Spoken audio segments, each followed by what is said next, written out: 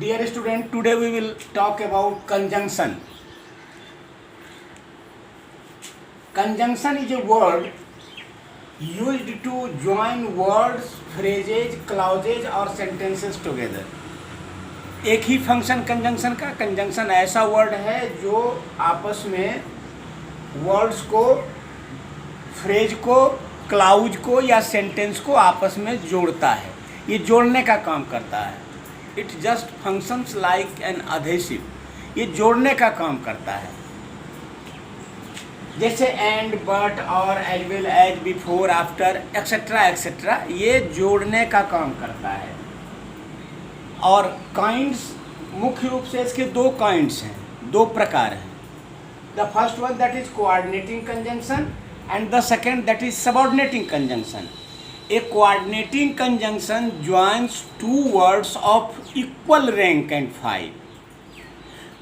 समान रैंक के दो वर्ड्स को जोड़ने वाला, समान रैंक के वर्ड्स हों, वो क्लाउज हों, फ्रेज हों, समान रैंक के, इक्वल रैंक के, बराबर के वैल्यू के, वो इक्वल दोनों हो आपस में, उसको जोड़ने वाला जो है वो कोऑर्डिनेटिंग कंजंक्शन. जैसे एंड से देख लीजिए, राम एंड श्याम, ये both the words, Ram and Shyam, both are of equal rank.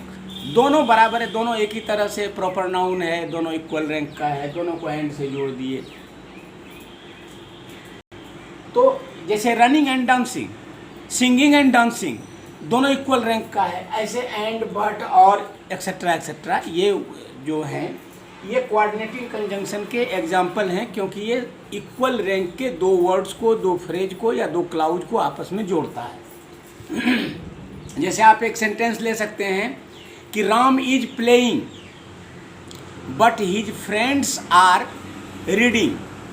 तो यहाँ दो सेंटेंस है, दोनों इक्वल रैंक का है, दोनों बराबर रैंक का है. राम इज प्लेइंग एक सेंटेंस है, हिज फ्रेंड्स आर रीडिंग दूसरा सेंटेंस है, और दोनों को जोड़ते किससे हैं? बट से हैं. यानी दो इक्वल रैंक के सेंटेंस को आपस में जोड़ता है, इसलिए ये कोऑर्डिनेटिंग कंजंक्शन है. The second one that is subordinating conjunction.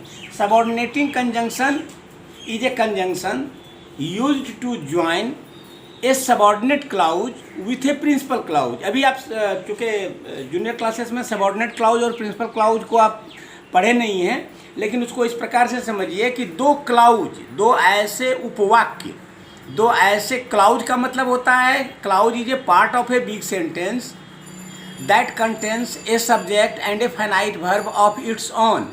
Clause बड़े सेंटेंस का एक छोटा हिस्सा है जो अपना सब्जेक्ट और अपना फाइनाइट वर्ब रखता है. तो ऐसे में एक सबऑर्डिनेट क्लाउज जो डिपेंडेंट क्लाउज है उसको एक प्रिंसिपल क्लाउज के साथ जोड़ता है. ये जैसे बिकॉज, जैसे व्हेन, जैसे वेयर, व्हाई, एक्सेट्रा एक्सेट्रा. ये क्या करता है कि सबऑर्डिनेट क्लाउज को प्रिंसिपल क्लाउज के, आगे की क्लास में आप जाएंगे तो इसको समझेंगे, सबऑर्डिनेट क्लाउज को प्रिंसिपल क्लाउज के साथ ये जोड़ता है. तो ऐसे कंजंक्शंस सबऑर्डिनेटिंग कंजंक्शंस कहलाते हैं. अब इसमें एक प्रकार का कंजंक्शन आता है, उसको समझ लेना चाहिए हमें कि कोऑर्डिनेटिंग कंजंक्शन वो भी कोऑर्डिनेटिंग कंजंक्शन ही है, लेकिन उसको ग्रामेरियन उसको को रिलेटिव कंजंक्शन के नाम से बुलाते हैं, उसको को रिलेटिव कंजंक्शन के नाम से जानते हैं. ये को रिलेटिव, तो इसका जो फीचर है, इसका जो कैरेक्टरिस्टिक है कोरिलेटिव का, इसका जो गुण है कोरिलेटिव का, ये बिल्कुल कोऑर्डिनेटिंग वाला है. ये भी कोऑर्डिनेटिंग कंजंक्शन ही है, क्योंकि ये दो स्वतंत्र शब्दों को, दो स्वतंत्र वाक्यों को, दो स्वतंत्र क्लाउज को जोड़ता है, ये दो तो स्वतंत्र फ्रेज को जोड़ता है. ये कोरिलेटिव ही है, ये कोऑर्डिनेटिंग ही है. लेकिन कोरिलेटिव क्यों कहते हैं? इसकी वजह है कि इसका एक गुण है, इसका एक फीचर है, इसका एक कैरेक्टरिस्टिक है, एक इसकी प्रॉपर्टी है.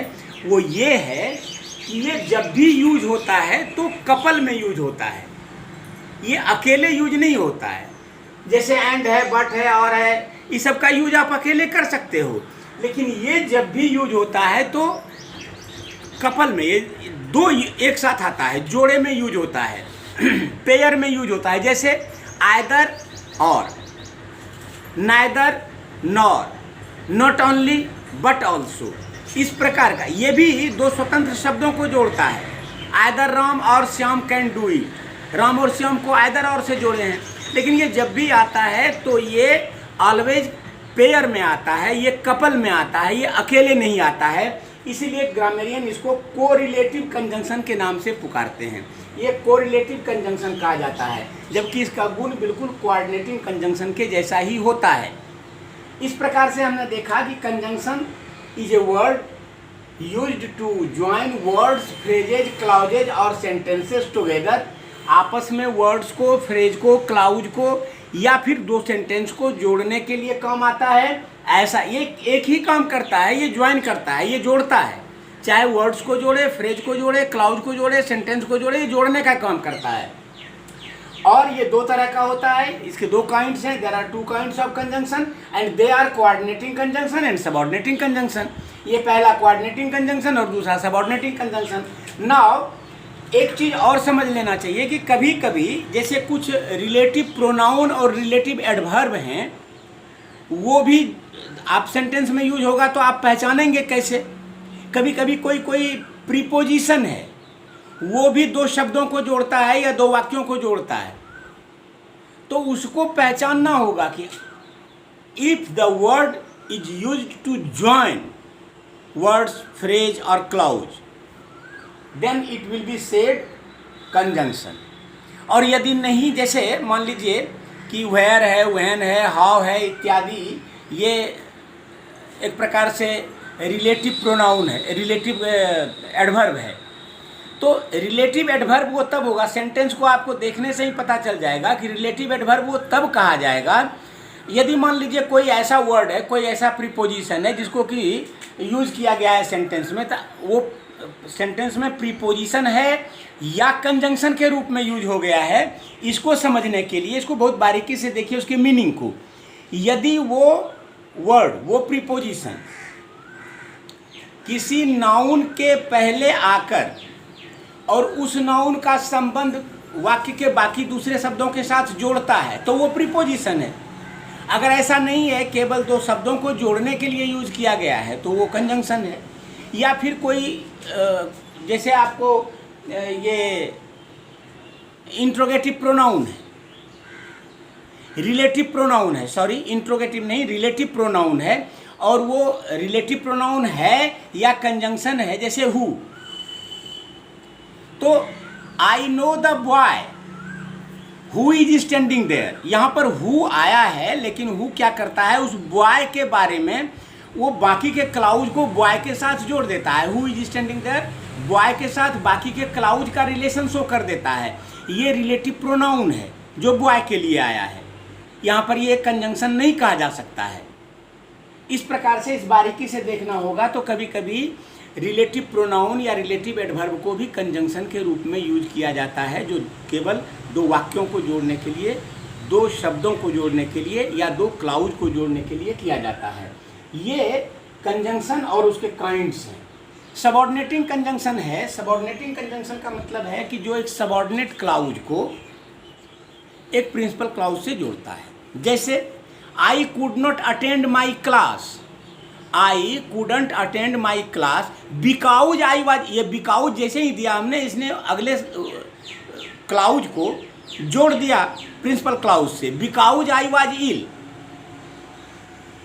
Here the reason of absence is referred in the sentence. यहाँ अब्सेंट होने का कारण बताया जा रहा है। वो बता कौन रहा है, बिकाउज बता रहा है। ये ज्वाइन कर रहा है, आई वाज इल ज्वाइन कर रहा है I could not attend my class से।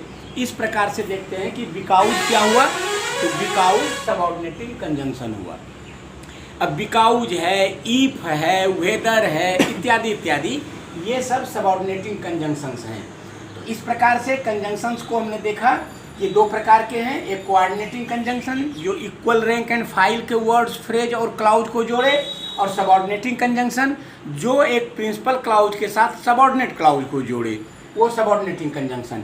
जो पेयर में यूज होता है, जैसे आइदर और, neither nor, not only but also, ये कोरिलेटिव कंजंक्शन कहलाता है। लेकिन इसका फीचर, इसका कैरेक्टरिस्टिक, इसका गुण बिल्कुल कोऑर्डिनेटिंग कंजंक्शन के ऐसा होता है। इसलिए इसके काइंड्स को जब देखेंगे तो हम लोग दो ही काइंड्स मानेंगे इसको। हाँ, अगर कोई पेयर में यूज हुआ है तो उसको कोरिलेटिव भी कह सकते हैं। That's all.